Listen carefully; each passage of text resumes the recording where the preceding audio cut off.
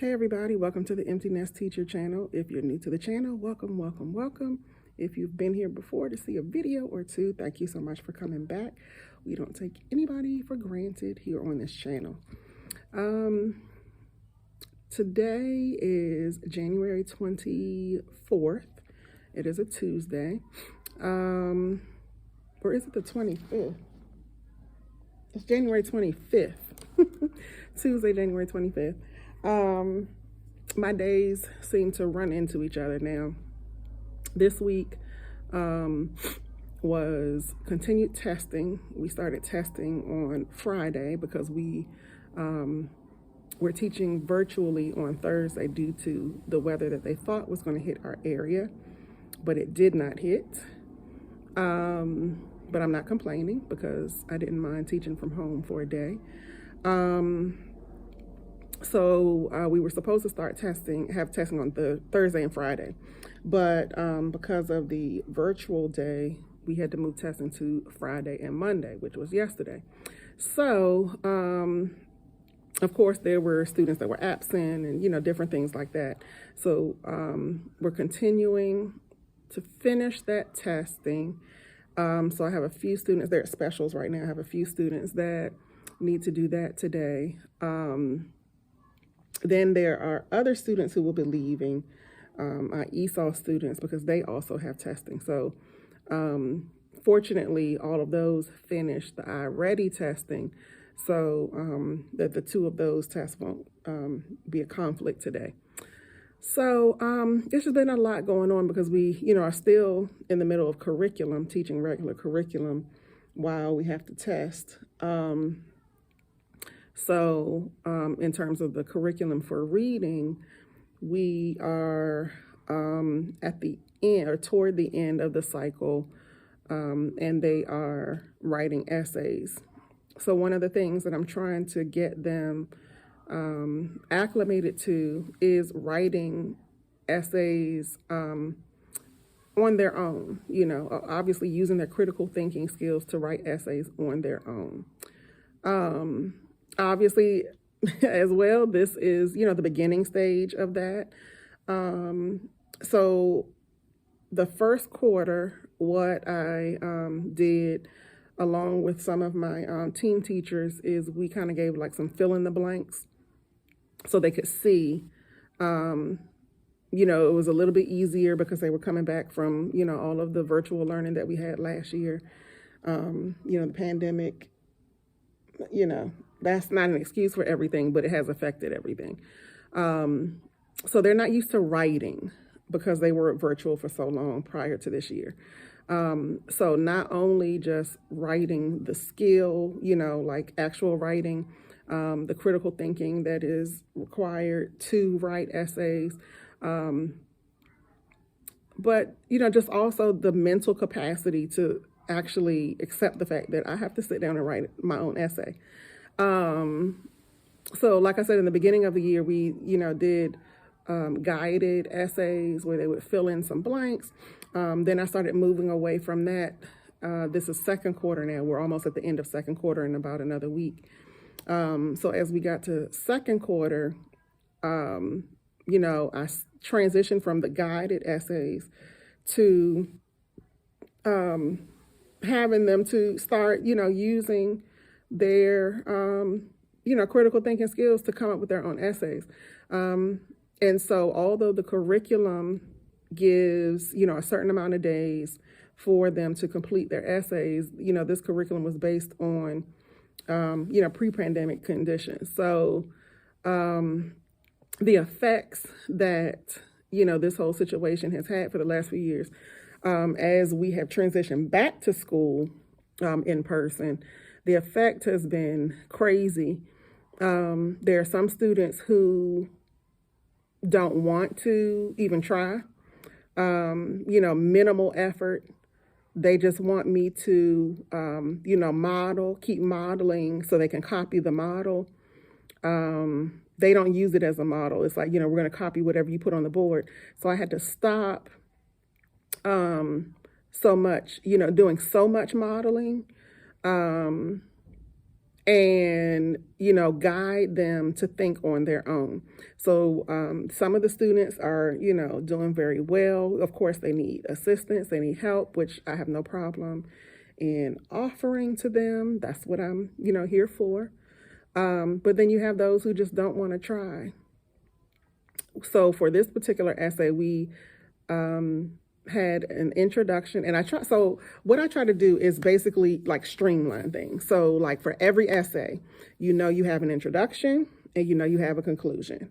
We know this. And then they're given organizers for the most part in per the curriculum for the body paragraphs to kind of, gather information from the text. Having to go to the text to find information to put in your essay. What? I have to do that? I have to do research? For some students, it's like, what? When I'm, saying, okay, let's pull out our books. Let's go to page such and such. So I still model, but I've moved away from modeling everything, like doing it, writing the essays on the screen, because all they're going to do is copy and say, oh, I did it. And not having thought for themselves. So we still go through a modeling process. And so what I've started doing is modeling the thought process. And I still put some, certain things, certain sentences or paragraphs so they can see how it's supposed to look. But I'm not modeling the whole essay. Because they just, a lot of students just wait for me to do stuff on the board. So, even like a warm up. We go over the warm-up, I give instructions, give extra guidance. We go over the warm-up. Number one, choose the linking verb. That's what we had this morning. We'll go from 1 to 10. Some students won't even try. They'll sit there until we get through to 10, and then we go back to number 1, and then, we discuss the answer. So that way, all they have to do is circle the answer. So they didn't go through the initial process of trying. So that's why I had to move away from doing everything, modeling everything like written on the board, because they would just copy and there's no learning in that. So anyway, trying to model the thought process. Where would I get this information from, to fill out my organizer? In my introduction, I'm assuming that the person that is reading my essay, has no clue what text I read or anything like that. So the introduction paragraph does just that. It introduces to a reader, that has no clue about anything that I'm getting ready to talk about, what I'm going to share. So the very first sentence is I have to introduce the text. What is the title of the text? And so these type of things are where, little places where they have to come up with their own. So some students may say, in class, we read such and such a text. Somebody else may say, I read, or somebody might say, my class read, or whatever. So, I don't want everybody's essays sounding the same, exactly the same. So there's, small spaces where you put in, what you want to put in. So that it is your own. But we know that the name of the text has to be there. So we just read, It's Our Garden. It's Our Garden, yeah. So that has to be there. The second sentence, now we use the prompt. So we do the unlocking the prompt, which is where they have to go through and highlight the action words, the verbs, what is it the prompt is telling me to do. In this case, it was write an essay to compare and contrast the two informational texts. So compare and contrast, we highlight that. We know we have to compare and contrast something. What are we comparing and contrasting? So I'm underlining the important information, the two informational texts. The next thing, it was a question. How does the information in the first text, is it the same or different than the second text? Because we're comparing two texts. So in the prompt, it's a question. So what I'm going to do is use the same language, but turn it into a sentence, a statement. I will show how the two texts or the two informational texts are the same or different, or I will tell you, or, whatever the case may be. Then the next one was use examples to support your ideas. So you use that sentence and say, I will use examples, or I will show examples, or I will give examples, or, I will use examples to explain how they support my ideas. So I'm trying to teach them to always look at the prompt. This is why we have to pay attention during unlocking the prompt, because we can use the verbiage in the prompt, to write our introduction paragraph, I'm sorry. Then once we have our introduction paragraph, we can copy the introduction paragraph and make it our conclusion paragraph. So we copy and paste, put that at the end, and then we start, changing the words so that it reflects past tense, because by the end of the conclusion of the essay, you will have written everything else. So now you're talking in past tense. So I explained to you such and such and such. I compared and contrasted the two informational texts. I use examples to, support my ideas. Whatever you wrote in the introduction, you're basically using the same thing, but we're now using past tense. And then I also gave them a sheet, and I gave my last one out, so I can't show it to you. But there's a sheet of like different linking words that I found online. And I might have to get a picture of it from one of the journals and insert it here. But I try to give them things that they can copy and paste into their journal so they can always go back and use it as a reference.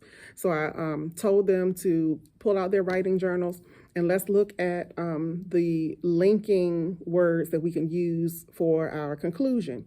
So those examples were in conclusion, to conclude, to sum up, in summary. So, they can use, some of them may use the same one all the time. In conclusion is probably the most popular one. One of my students used to sum up, and I was so glad to see her use something different than the norm. So that way they have, some autonomy in terms of the wording they want to use, but, it's it's their choice, but they have a reference that they can use for different parts. The words, therefore, or as a result, different things like that are on that sheet. So that way, if we're talking about a causative effect, of course, we can use as a result, this happened as a result, this is now the case or whatever. So I'm just trying to do what I can to try to get them to be more independent. And those students that just don't want to pull them out. It gets a little frustrating, and this is probably standard with most teachers. It gets a little frustrating just constantly having to say the same thing over and over and over and over and over and over and over. Even after I've done, the written models, model the thought pattern that we use. I do project on the screen, the organizer and the prompt and how I go back to the prompt and, get this information to compose my introduction. Or I go back to the prompt. Today we did the first sentence for all of the body paragraphs. So we have 3 body paragraphs, and those 3 paragraphs are based on the columns in the organizer. So what is different about how did that get in my lunchbox? What is different about is my garden? And then in the middle is how are they alike? So it's kind of like a Venn diagram type situation, but they use a table to kind of gather their thoughts. And then they fill in the information. So in prior classes, about 3 classes now, we've gone through the book, and I'm trying to teach them, okay, let's go to page such and such. What is different in how did that get in my lunchbox that we don't see in any of, the other texts. What is different in It's Our Garden, that is, we don't see at all in how did that get in my lunchbox.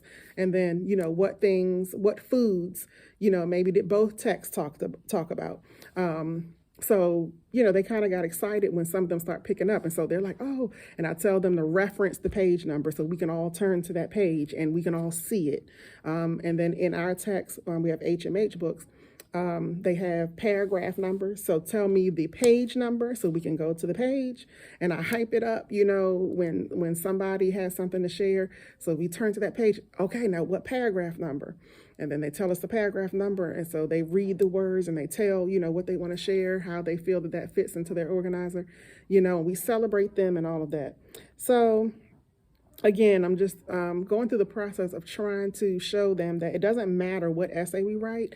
It doesn't matter what text we read. It doesn't matter what the prompt says. There are certain standard pieces that we can have in our minds that it'll always be the same thing. So the first sentence of our introduction will always be introducing the title of the text. And then the rest of the introduction is based on the prompt. So I always have to look at the prompt. The prompt may tell me to do different things. All right, that prompt may tell me to do different things, but I'm always getting, the action verbs, whatever the prompt is telling me to do. That's the rest of my introduction. And then I'm going to copy the introduction and put it down in the conclusion area, and then, add words in conclusion and summary to sum up whatever, and then use the past tense. I compared and contrasted. I explained how the texts are alike and different, and I used examples to explain my thoughts or to support my ideas. So I'm trying to just, streamline things so they can kind of think. So it's not thinking about the simple parts of an essay. Oh my gosh, what is the first sentence? What do I even write? I already know these things. I want to get them to the point where I already know these things.